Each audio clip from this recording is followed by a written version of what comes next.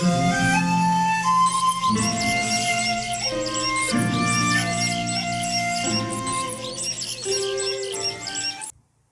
The lord. ఎలా ఉన్నారు? అందరూ క్షేమంగా ఉన్నారా? మీరందరూ కూడా క్షేమంగా ఉండాలని, మీ కుటుంబాల్లో మీరు అభివృద్ధి చెందాలని, మీ ఉద్యోగాల్లో మీరు అభివృద్ధి చెందాలని, మీకు మంచి ఆరోగ్యం రావాలని మేము అనునిత్యం ప్రార్థిస్తూ ఉన్నాం.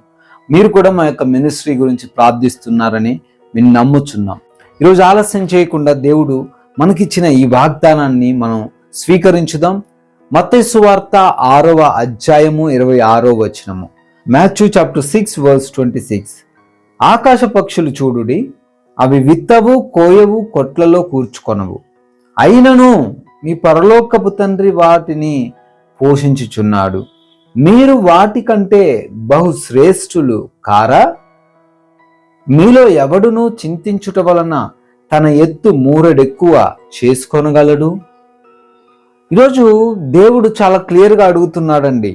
ఈరోజు దేవుడు చాలా క్లియర్గా చెప్తున్నాడండి, మీలో ఎవరు చింతించడం వల్ల మీ యొక్క సమస్య నుంచి మీరు విడిపించబడతారు, ఎవరు బాధపడడం వల్ల మీ యొక్క పరిస్థితులు మారిపోతాయని అనుకుంటున్నారు. దేవుడు చాలా సుస్పష్టంగా మాట్లాడుతూ ఉన్నాడు. ఈరోజు బాధపడుతున్నావేమో, ఏదో జరిగిపోయింది. అవును, నీ కుటుంబంలో శోధన వచ్చింది, నిజమే. అవును, నీకు అనారోగ్యం వచ్చింది, నిజమే. అవును, నీ ఉద్యోగం కోల్పోయావేమో, వ్యాపారంలో నష్టం వచ్చిందేమో, నిజమే. అయితే చింతించుట వల్ల ఆ సమస్య నుంచి నువ్వు బయటపడగలుగుతావా? చింతించుట వల్ల ఆ పరిస్థితుల నుంచి నువ్వు విడిపించబడతావా? నీ యొక్క సమస్య తీరుతుందా? దేవుడు అడుగుతున్నాడండి. ఒక ఆయన అంట హైట్ తక్కువగా ఉన్నాడట. హైట్ తక్కువగా ఉన్నాడని బాధపడడం వల్ల అతని హైట్ ఏమైనా పెరుగుతాడా అంటుండు దేవుడు. ఇక్కడ అదే మాట రాయబడింది కదా. అయ్యా, నువ్వు హైట్ తక్కువగా ఉన్నావు, బాధపడుతున్నావు, ఒక మూరడైన పెరుగుతావా? నువ్వు ఒక 10 రోజులు 20 రోజులు బాధపడడం వల్ల ఒక మూరడైన పెరుగుతావా అని దేవుడు చాలా నేరుగా మాట్లాడుతున్నాడు. ఈరోజు ఈ మాటలు వింటున్న నీవు దేని గురించి చింతిస్తున్నావో మరి నాకైతే తెలియదు, కానీ ప్రభు యొక్క వాక్యం సెలవిస్తుంది, నువ్వు చింతించాల్సిన అవసరము లేదు అని. హల్లెలూయా. చింతించాల్సిన అవసరం ఏమాత్రం లేదు. నీ యొక్క కుమారుడు తప్పిపోవచ్చు, నీ యొక్క పరిస్థితులన్నీ ప్రతికూలంగా ఉండొచ్చు. అయితే దాన్ని చూసి నువ్వు చింతించి నువ్వు దాక్కోవడమో, పారిపోవడమో, లేదా నేనేం చేయలేనండి, ఐఎమ్ హెల్ప్లెస్, నిస్సహాయురాలని చెప్పి ఇలా చేతులు చూపించేస్తే ఆ సమస్య తీరదు. ఏం చేయాలండి? వాక్యం సెలవిస్తుంది. దేవుడు అంటున్నాడు, ఆకాశ పక్షులను చూడండి. Hallelujah. Look at the birds. అగో కనబడుతున్నాయి కదా పక్షులు మీకు. ఒకసారి బయటికి వెళ్ళి కనులెత్తి ఆ ఆకాశ పక్షులను చూడండి. అవేం చేయబట? విత్తవు, కోయవు, కొట్లల్లో కూర్చుకొనవు. వాటికి బ్యాంక్ అకౌంట్లు ఉన్నాయా? లేవు కదా. వాటికి ఏమన్నా ల్యాండ్స్ ఉన్నాయా? భూమి ఉన్నదా? పంట పండించుకోవడానికి లేదు కదా. లేదా కోసే పనికి ఏమైనా వెళ్తున్నాయా? రోజు జీతానికి ఏమైనా వెళ్తున్నాయా? వెళ్ళట్లే కదా. మరి అవి పోషించబడుతున్నాయి. ఎలా సాధ్యం అండి? అయ్యా, వాటికి ఏ రెస్పాన్సిబిలిటీస్ లేవు కదా. అవి ఎప్పుడు కూడా ఒక డిగ్రీలు చేయలేదు కదా, కాలేజెస్కి వెళ్ళి, స్కూల్స్కి వెళ్ళి, లేదా ఎక్కడైనా టీచింగ్ క్లాసెస్కి వెళ్ళలేదు కదా. మరి ఎలా పోషించబడుతున్నాయి? ఒక బర్డ్ ఒక 5 సంవత్సరాలు లేదా 10 సంవత్సరాలు లేదా 20 సంవత్సరాలు ఎలా పోషించబడుతుంది? తన యొక్క బ్రతుకు దినంలో ఏది తినాలో ఎవరు చెప్తున్నారు? ఏ ప్రోటీన్ తినాలి, ఏ విటమిన్స్ వేసుకోవాలని ఎవరు చెప్తున్నారు? ఎలా పోషించబడుతుంది? ఒకసారి నిన్ను నువ్వు క్వశ్చన్ చేసుకోమని దేవుడు అంటున్నాడు. అవి పోషించబడుతున్నాయి, మీరు వాటికంటే శ్రేష్ఠులు. ఈ మాటలు వింటున్న నీవు ఆకాశ పక్షుల కంటే శ్రేష్టమైన వ్యక్తివి. హల్లెలూయా. వాటిని పోషిస్తున్న నా యేసయ్య నిన్ను పోషించలేడా? వాటిని పోషిస్తున్న నా ప్రభు నిన్ను పోషించలేడా? నీ సమస్య నుంచి విడిపించలేడా? నీ బాధల నుంచి విడిపించలేడా? నీకు ఏ టైంకి ఏది కావాలో ఆయనకి తెలియదా? నీ కుటుంబంలో పరిస్థితిని మార్చలేడా?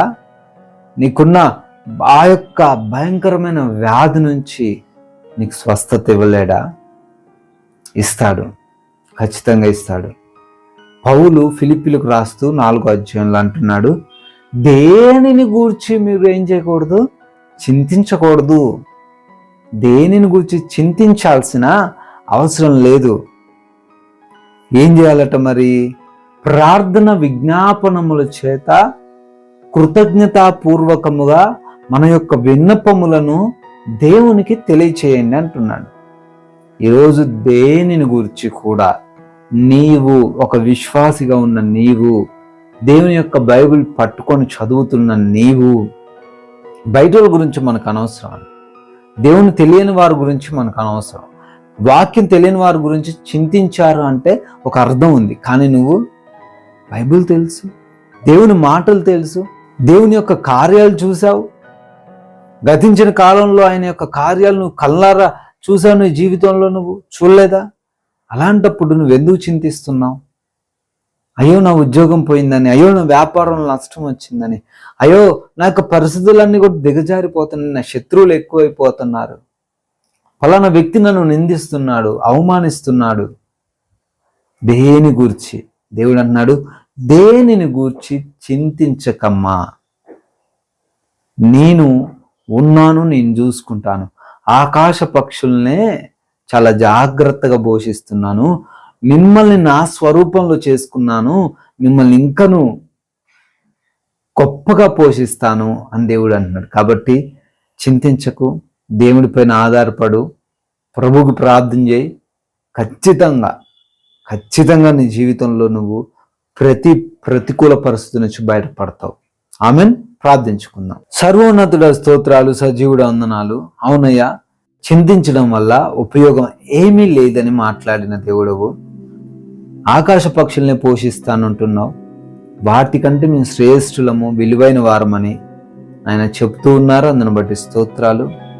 ఈరోజున బిడ్డలు దేని బట్టి చింతిస్తున్నారో ఆయన ప్రార్థన చేస్తున్నాను, మీ సేవకునిగా ప్రార్థిస్తుండగా వారి చింతను తండ్రి, వారి బాధను తీసివేసి ఆనందం వారిలో నింపండి.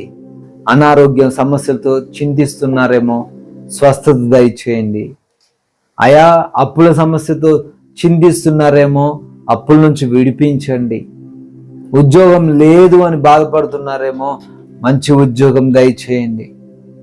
ఆయా బిడ్డలు తండ్రి మరి కుటుంబంలో సమస్యలను బట్టి, విభేదాలను బట్టి చింతిస్తున్నారేమో, ఆ కుటుంబ సమస్యల నుంచి కూడా లేవనెత్తండి. దేనిని బట్టి కూడా చింతించకుండా హృదయంలో నెమ్మది కలిగి ప్రశాంతంగా వారు ఉండే కృప దయచేయండి నాయన.